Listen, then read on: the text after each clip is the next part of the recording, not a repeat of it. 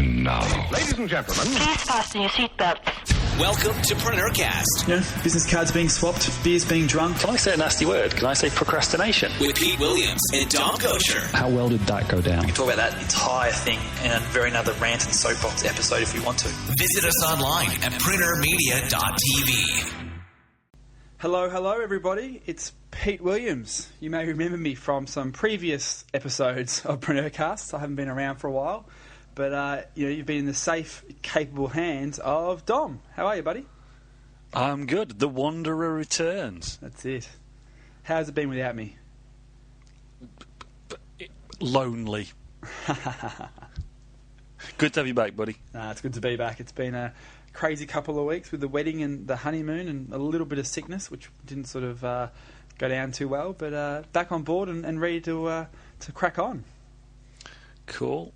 I do want to say thank you again to the two folks that popped on for the interviews. We had some great feedback actually on both of those, and thank you to everybody that commented on it, especially the business coaching or coaching in business. A lot of people gave great feedback that was an interesting thing, that a lot of people don't really know what business coaching is about or hadn't come across it or whatever.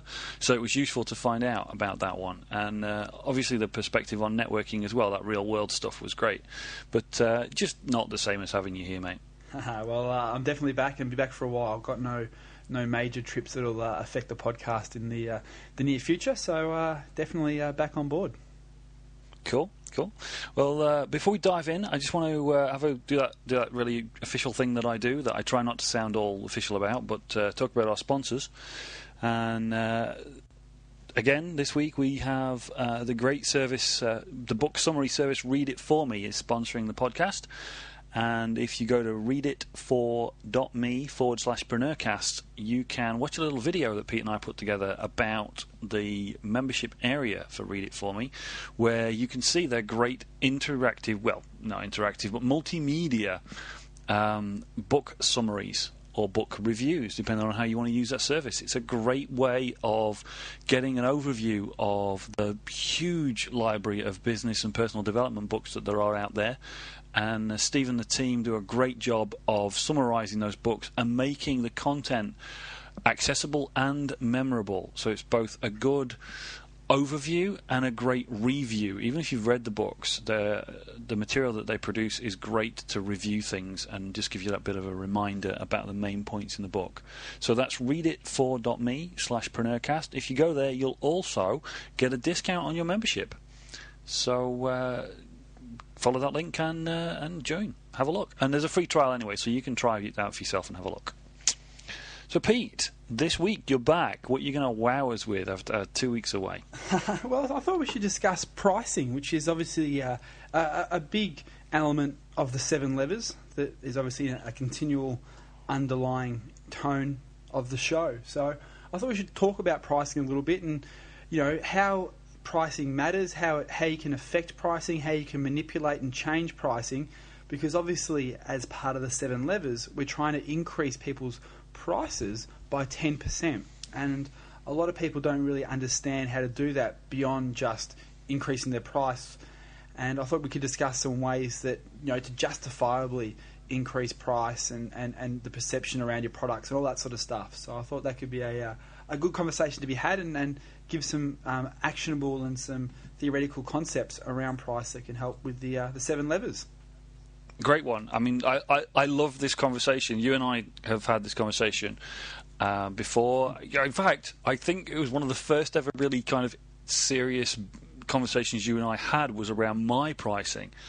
And then when we did the mastermind together, 7 Levers Mastermind, it was pretty much everybody that we talked to. This was a big sticking point. The putting your prices up, just saying to somebody, put your prices up, will basically cause them to run away with their arms waving in the air.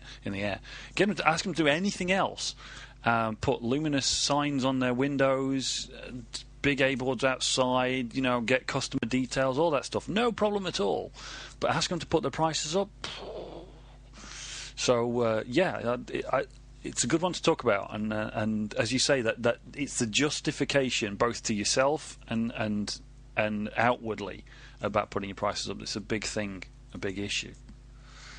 So absolutely, because I guess that the term that is probably a good place to start is price elasticity, and it's a term from economics. And if you've done any sort of business or commerce degree, you've probably come across the term price elasticity.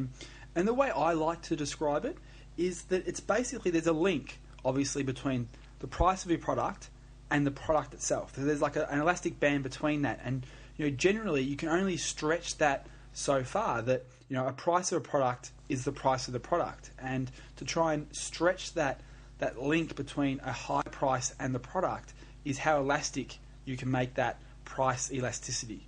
Does that make sense at all? Yeah, that to me is one of those little mental restrictions. Exactly, absolutely, though, isn't it? It's this idea that because everyone listening to this podcast has to admit, you all have to put your hand up right now, wherever you are, and say, I have said before, how much for X? So, for example, no way would anybody pay that much for a telephone, for a case for a phone, or nobody would anybody pay that much for a handbag, or what? But people do. Yep. And yet we live in this constricted world where, as you say, this little tight elastic band between the two. And it's something that obviously you as an entrepreneur, as a business owner, have around your own products, that you have this, how elastic do you allow your link between product and price? But also, too, there's a number of ways to help de-link that price-product relationship in your marketplace with your customers as well. Okay. So there's probably 5 or 6 different, elements that affect this price elasticity and the link between price and product. So we thought we could talk through a lot of this sort of stuff to kind of give some context and actually give some ideas and hopefully start some thinking processes for the listeners around how they can start manipulating and manufacturing this price elasticity in their businesses. Cool. We like lists. We like checklists. So look, the first point to start with is actually place. Now, like a really obvious example is, think about the airport. When you go to the airport, it has its own pricing economy. It's almost like it's its own like little world that has completely different prices. A bottle of water and some headache tablets and all that sort of stuff. Generally, in most airports around the world, has a premium attached to it. The product's exactly the same, but the price is more expensive. Have you experienced that?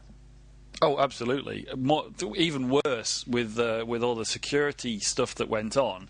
It's amazing how expensive a bottle of water is once you've got through security in an airport. Yeah. And it's because of the place you're in. So the place has a huge impact to price. And generally you'd say, how much is a bottle of water? And people might say, I don't know, $2, hypothetically. But when you go to a different place, such as an airport, you'd pay $4 without even thinking twice. You might grumble a little bit, but you still pay for it. The economy's still there for bottled water inside the airport. If you look at, for example, where I've just been recently, the Maldives, for our honeymoon. It's obviously a beautiful island, or a series of islands, obviously, where everything has to be flown into it. There's no real local economy there, or manufacturing economy, to actually make a lot of food and drink and stuff like that. So everything has to be flown in. So obviously there's a premium attached to that because of the place.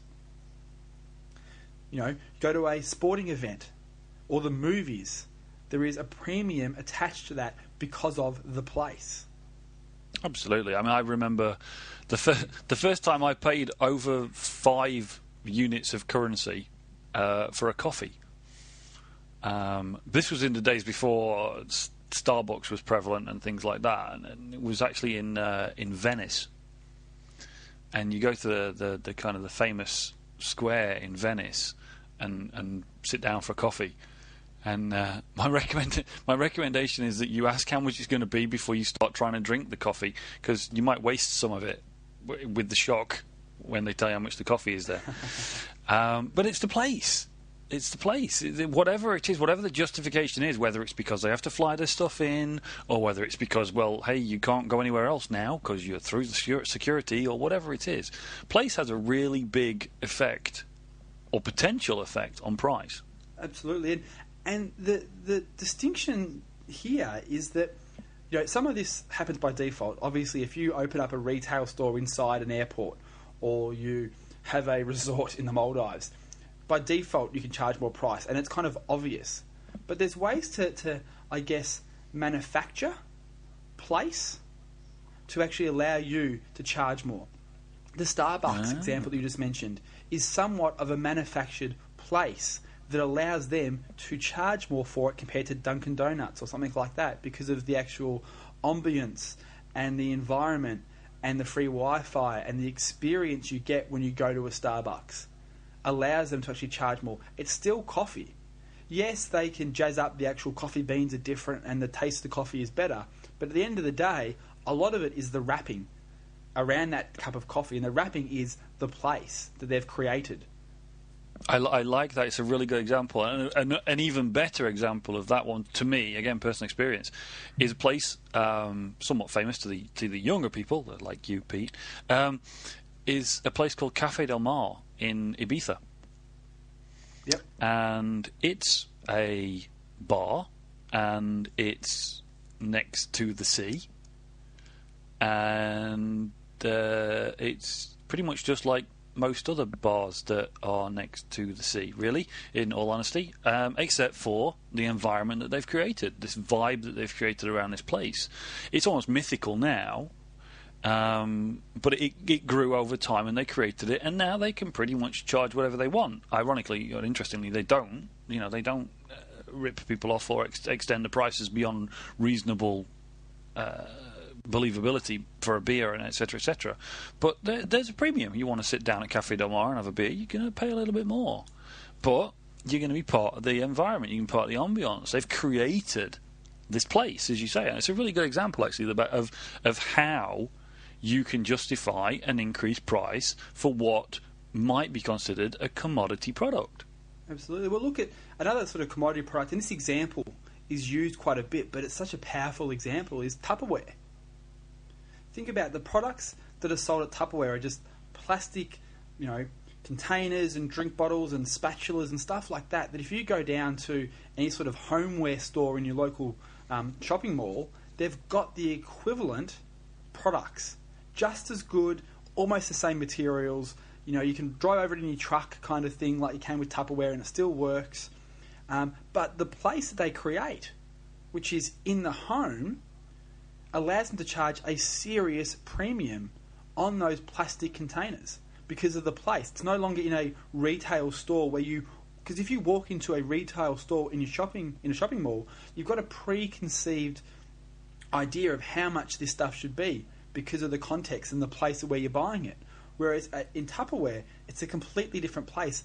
They're taking the buyer out of that standard response environment into an environment that they've manufactured that allows them to change the price and the perceived value on the products they're selling. Absolutely. And one of the interesting things they do there is they remove comparison.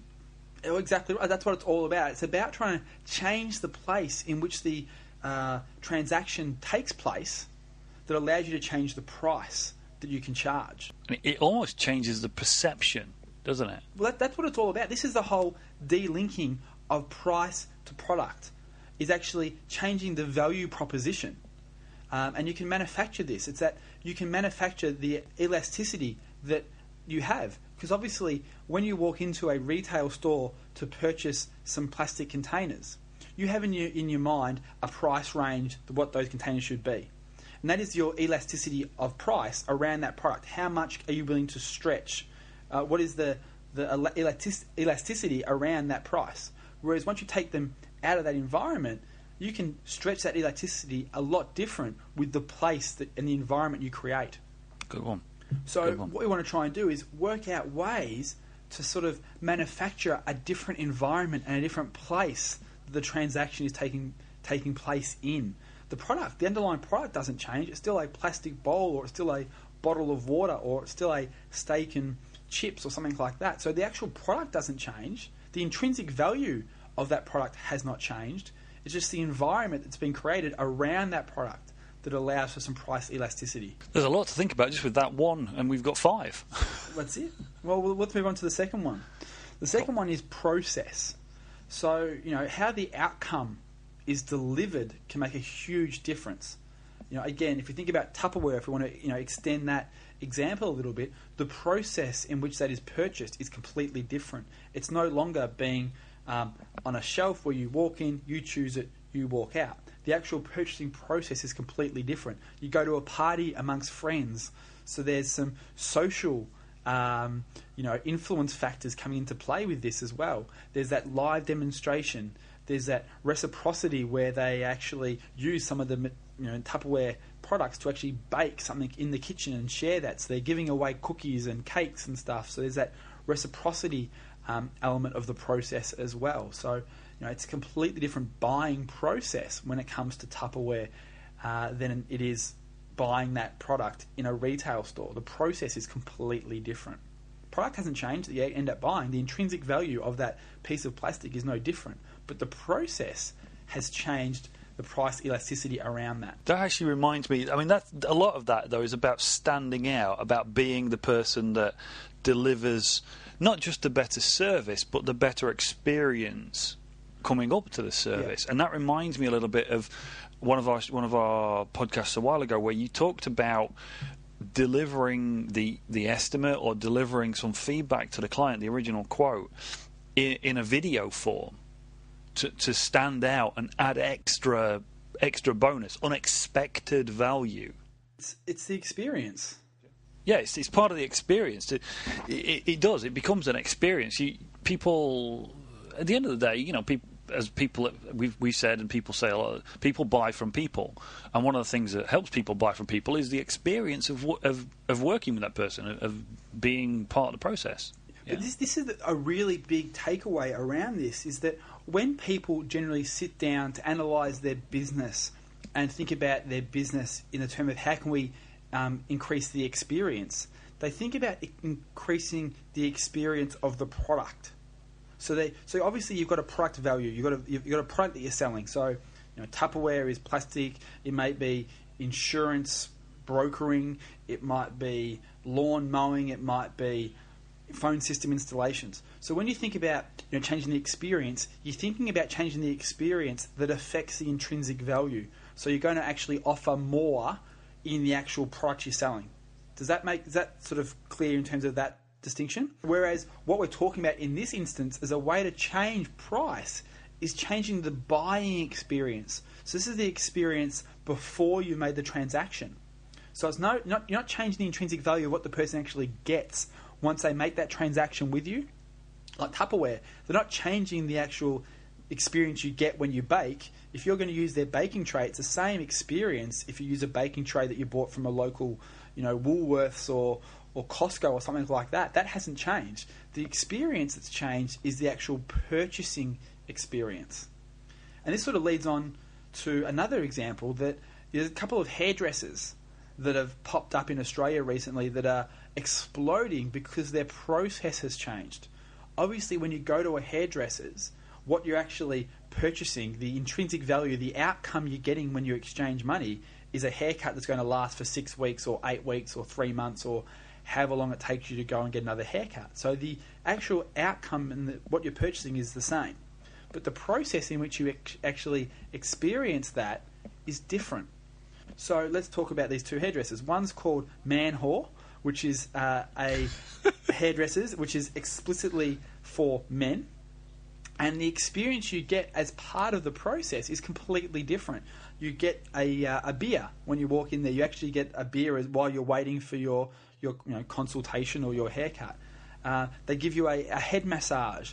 The actual process and the experience is completely different. So this is another way to change price elasticity by changing the experience of the actual product as opposed to the process. So it's a bit different, but it still takes that process element into play. And another one is a hairdresser that's popped up in Sydney called Hot Cuts, and it's actually a topless hairdressers. So they charge a premium. You still get the same haircut that you would have if you went down the road to the $5 haircut place, but the experience is slightly different because your hairdressers are topless.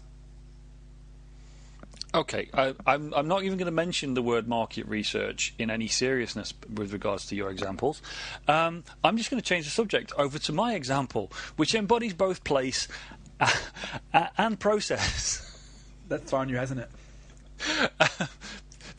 Before we get our rating changed on this podcast, in all seriousness, while you were talking about your excellent examples, one popped into my head, which, all biases aside, because I am slightly biased, one of the businesses, services, product ranges that embodies both place and process to me is, drum roll please, Apple.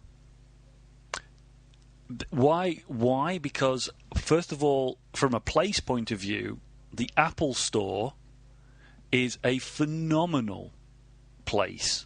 It's a phenomenal environment. It's a world apart from most retail spaces that anybody has ever experienced.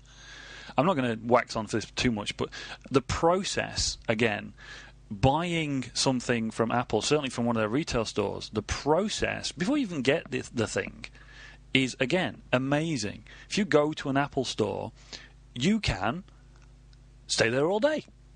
Try it. As long as you can bear it, and certainly as long as your partner can bear it, try. See how long you can be in an Apple store without being harassed or bothered.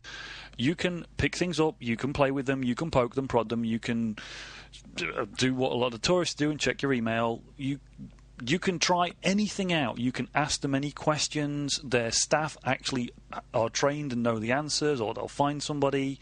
I have tried these guys 7 ways to Sunday. I have asked some of the most esoteric questions I can. They've got the answers.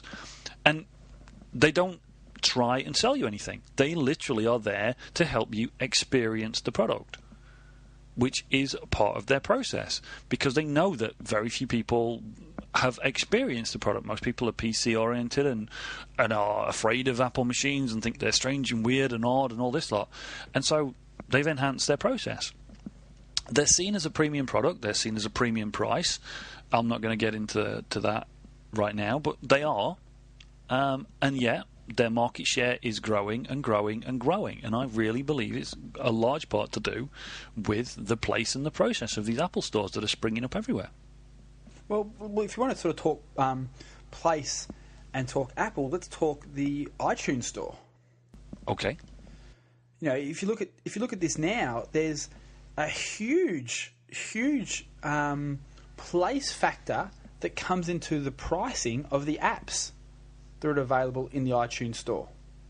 Because if you think about it, you know, people are paying $300, $500, $800 for an iPad, but then tweet and Facebook and bitch and moan about paying $7 for an amazing app. Don't get me started on that. And this is a huge another rant that we can both go on around this, is that the value people perceive that iPod and iPad apps and iPhone apps have is completely different because of the place it's now in. And that was caused by all these developers who had no marketing skills, thinking the best way to actually sell something is to discount. So that context was set very early in the iTunes store of what value is for an iPhone app, because there's some amazing apps and some amazing games. Think about it.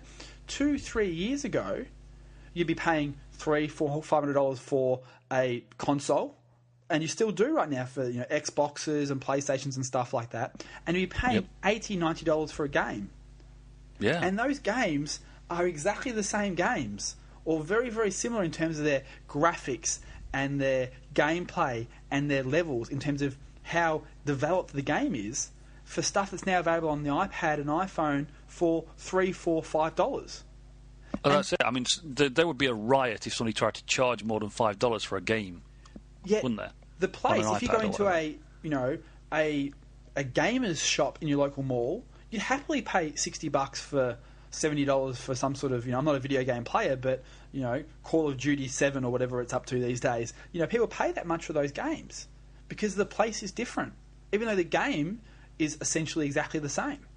So that's a huge, huge issue. And now, if you are selling in the iTunes marketplace, you're an app developer, you can't do much about changing the place. And there's a huge preconceived notion of what price is, and the elasticity of iPad and iPhone games caused purely because of the place where you're selling it. And you only got that one place to sell it, and that is the iTunes store.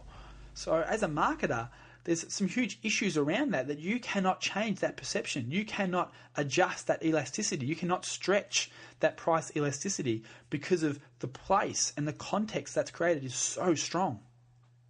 So have we got other tools that we can use if you're in a situation like that? Well, that's what you're trying to do, is you want to try and operate in areas that don't have that fixed, rigid confines that are created. So another one that we can affect, that doesn't really apply so well to iTunes, but another method or another tool in your arsenal when it comes to delinking this price and product relationship is the packaging. And again, another somewhat tired and worn out example, but if you really understand this and think about it, it makes perfect sense. Think about a book. If you go into a bookstore or you go to Amazon.com, what are you willing to pay for a book? Let's say $10 to $20, depending on where you are in the world and the economy. Roughly $10 to $20 is probably roughly a good, range or price elasticity for a book. Is that fair? Yeah, I can see. But then if you think about it, if you go, and people listening to this show have probably been to some sort of business seminar on some level, and they've gone and they've bought a home study course in a 3-ring binder from some of the speakers there, and they charge for that sort of stuff, $500, $1,500, $2,500. The price point changes considerably for a 3-ring binder, doesn't it? Yeah, I guess so. But the information inside there, in a lot of cases, you could go down to Barnes & Noble or Borders or Amazon.com or something like that. And speaking of that, you actually go into Amazon stores. They're actually, I believe, starting retail stores now, which is a whole other conversation. But you can walk into a physical bookstore and pick up a book for $20, which has as much, if not better, information in there for $30 compared to $2,500. But the value proposition has changed completely because of the package in which the information comes in. The information is very much the same, but the package is completely different. But that, again, works in both directions, doesn't it? Absolutely. That is the issue, is if you're trying to be an author and produce a book, you're not going to be able to change the price of that product much. Trying to sell a $500 book is going to be very, very hard because of the preconceived notion that the package creates.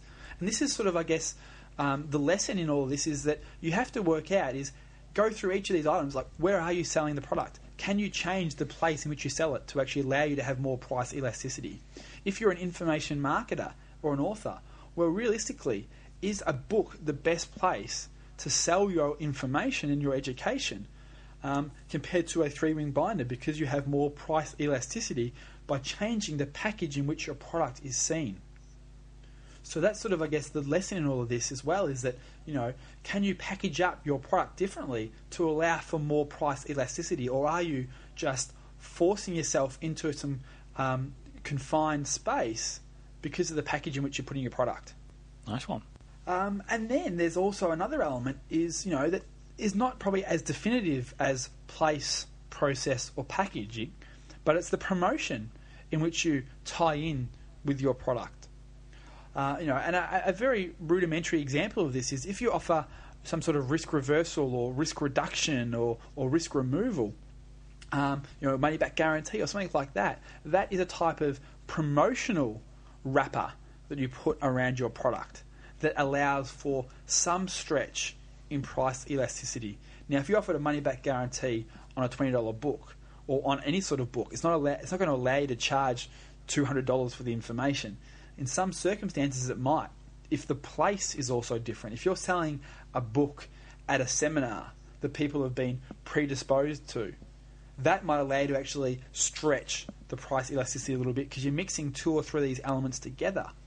But promotion does give you a little bit of stretch. If you're a menswear store and you say that we offer money back guarantees or risk reversals on our suits, take the suit, wear it If it doesn't help you close the deal, come back and we'll give you your money back, or whatever it might be, some sort of weird guarantee or risk reversal around a suit. You may be able to charge 10 or 15% more because of the promotion that you've put around that particular product. So that's a very easy way to allow you to, stretch your pricing a little bit more away and de-link it from product that little bit by having some promotion. Okay. Does that make sense? I'm having a little bit of problem connecting the word promotion with the example that you gave. I'm going to be honest with you. Yep. I understand the example, and it's a good example, but my brain, not having any education in economics or otherwise, I was too busy messing around with computers. So I don't map the word, but the example is solid. Well, I guess the link we could try and make here is that a money back guarantee is more of a promotional tool than anything. It's not really changing the intrinsic value of the product someone's getting, but it's the promotion of that product is sort of, I guess, the way that can sort of fall under that description. Got you. Okay. Because remember, like we're talking about here is like we're not trying to change price by changing the intrinsic value of the product. There's plenty of ways to change the intrinsic value of a product to allow you to change the price. For example, if you are a lawnmower service provider, so you go and you mow people's lawns, that's your product. Well, if you start offering gutter cleaning as a additional service as part of the product people get when they purchase their lawn mowing, they get free gutter cleaning, you're actually changing the intrinsic value of the product. The product people are buying is completely changed. So that's a completely different conversation, though, isn't it? Exactly right. That's a good point. Yeah. Exactly right. So what we're trying to do in this particular conversation here is change and de-link price to product without changing the intrinsic value of that product. It's by changing everything that goes around the product. And money-back guarantees and risk reversals, to me, fall under that sort of promotional bucket, that promotional wrapper. Cool. Yeah, no, it's back to the core of the 7 levers, which is pick one thing and keep the other things the same when you change that one thing. So we're trying to increase the price. We're not trying to sell more during a transaction. We're not trying to do all those other things that we talk about. We are literally just looking for ways to increase the price or justify a higher price. Exactly right. That's whether to ourselves or to other people. Well, and that's a big thing. You have to justify it to yourself as well.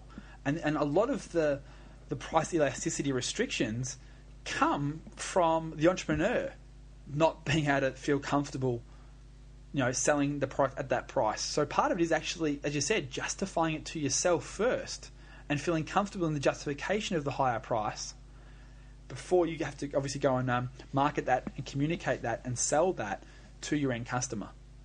Well, let's come back to that because that is quite a big topic. Can we kind of? I want to just keep a linear point here and get to your fifth point because I don't want to go off on a tangent about that mindset of the entrepreneur right now. So can you?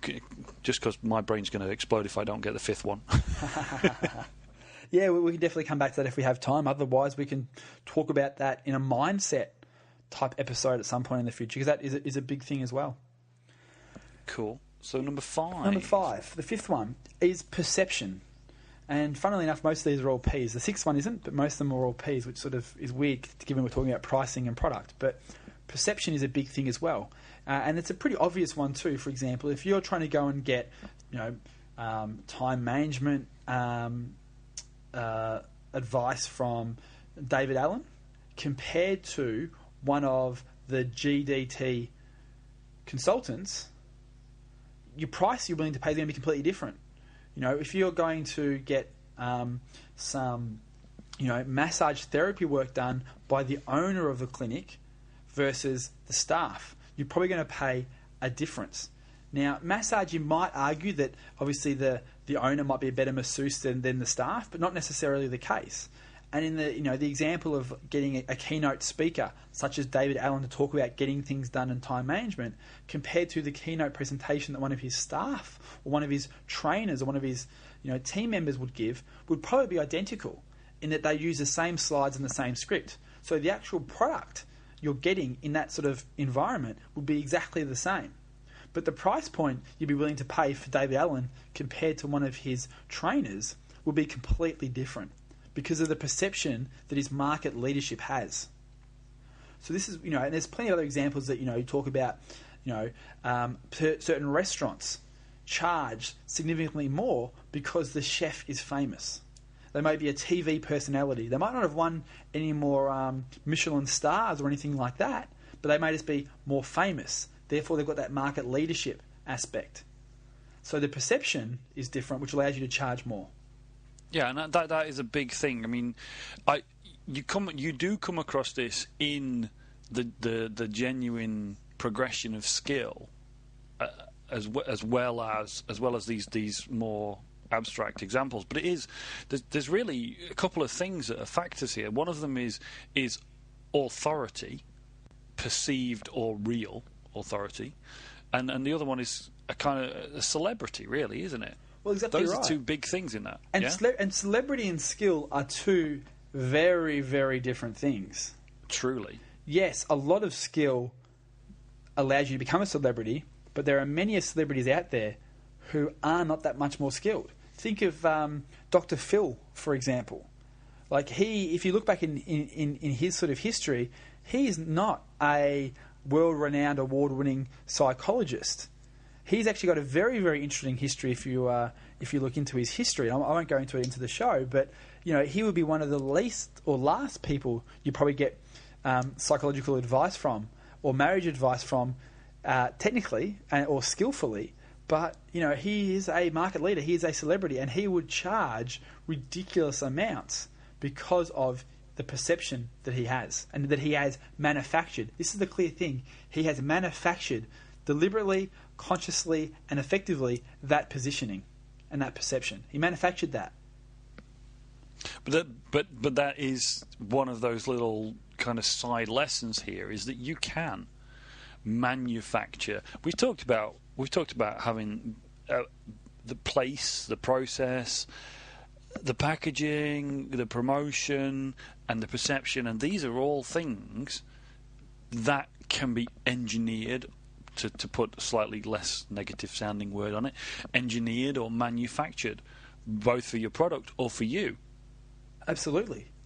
And there's nothing negative, in my view, around doing this. It's just, think about, different airlines to a certain extent. Some airlines give you a better experience, and they just manufactured that. And it's probably not the perfect example, but there's nothing negative around manufacturing this. Some people are willing to pay more. That's just the nature of the beast. So why not, target that particular category of clientele? Yeah, if you strive to create a great environment for your coffee shop or restaurant, or if you strive to create a great process for your clients or prospects to go through, like the Apple Store, there's no negativity. That's incredibly positive. It's a positive attitude for you, and it's very positive for your customers. You're not doing anything negative by doing that. People enjoy it. People enjoy being in a nice environment. People enjoy, being in an interesting place, or being able to try things out in peace and quiet, or whatever those things are. So yeah, you're right. It's not always a negative thing, but there is this negative connotation in this idea of engineering or manufacturing these experiences. So you just got to look at it in the right frame, as we would say. And part of it too is, think about it, that if we talk about the package thing again, people who, this has been proven time and time again, people who pay more for a product will naturally work harder at getting the outcome they want. If you're going to buy a book compared to a 3-ring folder of the same information, people are always going to actually get better results on the 3-ring folder because they've invested more in it. And if your outcome is to try and help them achieve a goal with the information you're suggesting, whether it's weight loss or business results or time management, if the outcome is really going to be beneficial for them, wouldn't it be in their best interest for you to package it up in the way that they're going to actually respond best to the information? So you actually owe it to the person to a certain extent to package it up in a way that will ensure they actually execute on the actual information they're purchasing. That's a good way to think about it. Yeah, and also when we come back to this fifth element, the perception element, think about niches or subcultures. Like, for example, if we go back to the man whore example for the hairdressers, now being a male-only hairdressers or male-specific hairdressers, without any sort of offering of free beer or anything like that, they could simply just charge a slight premium because they're niche or subculture focused.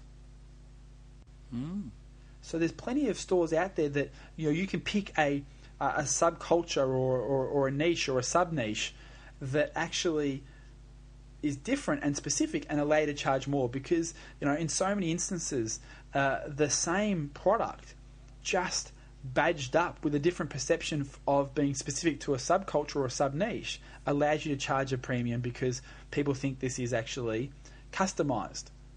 And sometimes it is and sometimes it's not, but that allows you to charge a premium. Absolutely. I mean, that's a good example. I like that example that just by being in the niche, whether it's so that you can say, well, I'm in a niche, I'm focusing on you, I know more about this niche or this marketplace or whatever, we're being focused. So, in a way, it's a kind of authority. Yeah, it's a kind of a demonstration of knowledge or specificity or whatever. Yeah. Yeah, well, another example is Hire a Hubby, which is a franchise here in Australia that is like a handyman service, but they target themselves to females because it's Hire a Hubby. It's the hubby that didn't, you may have a hubby or you don't have a hubby that doesn't do all the manly stuff you need. So these guys are there to help that, and they charge a premium as above and beyond the typical handyman because of the niche and subculture they're targeting. Now, the final element here is timing. Timing can make a huge difference to price. And a very sort of, easy example to understand is that parents spend more on their first child than the second, third, fourth, or fifth child. So if you can work out ways that you can target a particular person in a particular buying cycle in a particular time of their life, which is sort of almost like the subculture niche focus, it allows you to charge differently. Again, another really tried and overused example, which is true, is that if you want a bottle of water and you're in the desert or you've just finished an Ironman triathlon, how much more would you pay for a bottle of water at the end of an Ironman triathlon than you would at home at a local, shopping mall compared to a airport? You'd pay a premium because of the timing, because you've just finished an Ironman and you need some water. So that's sort of a very raw example of that. But how can you affect or communicate timing that allows you to charge a higher price or get more price elasticity out of that product price link? And I like the example. I like the examples you give, and I'm only slightly emotionally scarred because I was the third child. So thanks for letting me know that my folks spent less on me than the other two. But you reminded me actually of a really, really great example that I came across. It's kind of an apocryphal story of a guy that goes to an interview for a sales job. And he goes into the room, and there's the usual smug individual behind the desk with the nasty questions. And then at the end of the interview, they said, right, okay, here's a glass of water, sell it to me. So the guy reaches down, picks up the waste paper basket, takes out a lighter, sets fire to the paper that's in the waste paper basket, puts it on the table in front of the guy, and says, do you want to buy this glass of water? Love it. That is awesome. Timing is partially about need sometimes as well. That's that example. It's something sometimes about need. Sometimes you need it. Like at the end of the triathlon, you need the water. Water is an everyday object, an everyday resource. It's a commodity resource when there's lots of it and you don't particularly need it. Well, exactly. And that's kind of a negative example, but he's manufactured the timing and the need for that water. Yeah, he hasn't changed the product, but this is a real big distinction that I love from that story, is that's the sort of unethical style, but that's the type of manufacturing we're talking about when we say you need to go and manufacture this need by communicating, by sales pitches, by promotions, by all the sort of stuff you can do to promote and advertise and market your product.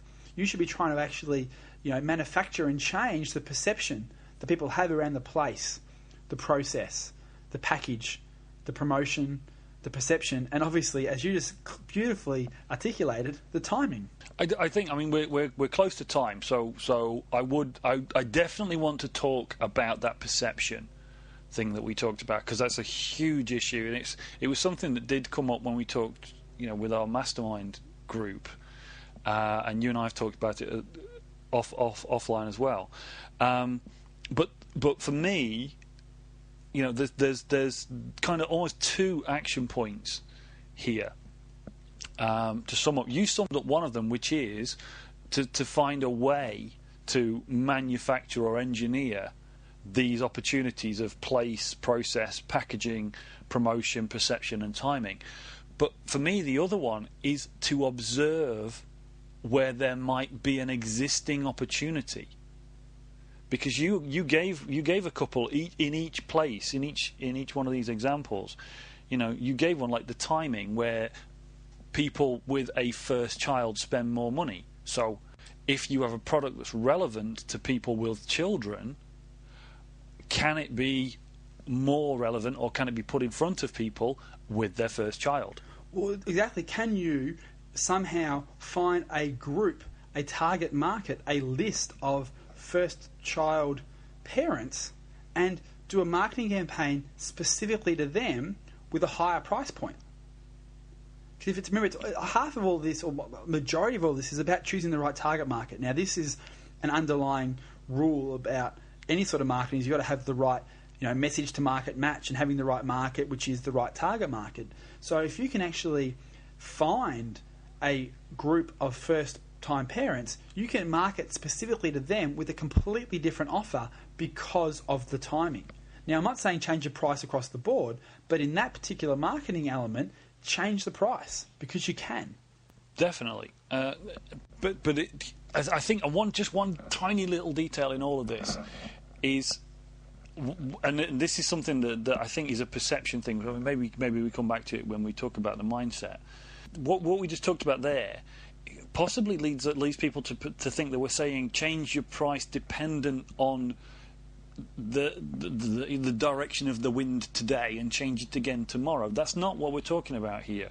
We're talking about increasing your price, finding a way to increase your price, and leave it there. Not change your price because somebody walked in the door and you decided to put your price up for that person. It's a very big difference, a very different mindset, completely different. And it's really important that's clear. To me, anyway, it's important that we make that clear. No, absolutely. That's a very good point to lead this all on. It's not about predatory pricing or anything like that. It's about, if the place is different, you are allowed to charge a different price. If the process is different, you're allowed to charge a different price. And you should charge a different price to give that particular, sub-target group the experience that they want to pay for. Because think about it, all these different elements we've spoken about create different target markets, different groups.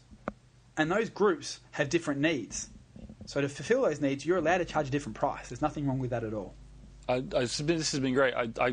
Pricing is just one of those huge issues. I really hope that there's been some useful stuff in here for the listeners. I've certainly got a few extra things. It's like, but what I like about this, and I'm liking that we're doing this now, is that we've got these 6 points. It's not some esoteric chat and something to wander off and think about. We've got place, process, packaging, promotion, perception, and timing. And it's a checklist, again, that you can take away, you can write on a piece of paper, and when you do your review of your business, which of course you're doing, aren't you, on a regular basis, you can take this out and you can review what you're doing and see if there's either a way that you can observe and look for opportunities where these things you can take advantage of, or where you can engineer or manufacture them. So definitely, that's a great takeaway from this week's chat. Got anything to add to that? No, I think that's probably a good wrap up in terms of the action point for this week, is just to go and next time you're sitting down, working on one of the 7 levers, and it happens to be price, grab out this checklist and start thinking about, how you currently operate in each of these elements. Where do you operate from a place perspective? Can you do something in your marketing, in your business, to actually change the place in which the transaction takes place? And then go through that checklist. That's the action point for this week. Cool. All right, before we wrap up, I just want to say thank you to our second sponsor, and I ought to mix this up really and do it in another order. But we're very grateful to Audible Books, a pretty well-known brand, who, not surprisingly given their name, are a huge library of audio books in an audio format that you can download and listen to on your MP3 player or audio player of choice. They have huge libraries, over 100,000 titles of all kinds of books, not just business and personal development, but fiction books and non-fiction. It's a great service, and if you go to audibletrial.com/PreneurCast, you can get a free trial, try out their service, and you'll actually get a token to download any book from their library and try it out for yourself. And it's a great service because listening to books is a great way to consume information while you're doing something else, whether it's cycling to the office, exercising in the gym, or doing a housework. You can be learning while you do those things. And that's certainly something I do. My other half thinks it's hilarious, but I actually do it while I'm washing the pots of an evening. So learning loads while doing housework is great. Or so she tells me anyway. I love it. I won't pass that one on to your new wife, Pete. She might unplug the dishwasher and give you something to do. All good. So next week's show, I want to chat about something that's very, very, I don't know, esoteric almost in its title, but very, very applicable when we dig deep into it next week, and that's marketing nouns versus marketing verbs. It's a concept that I've sort of been digesting and thinking about for a while, and I want to have a chat about it next week. Okay, that's going to be one of those that you're really going to have to explain to me. So it could be a good topic. Catch you next week. You've been enjoying another fine episode of PreneurCast with Pete Williams and Dom Gosher. Make sure to hang out with the boys online at PreneurMedia.tv or drop them a line via PreneurCast@PreneurGroup.com.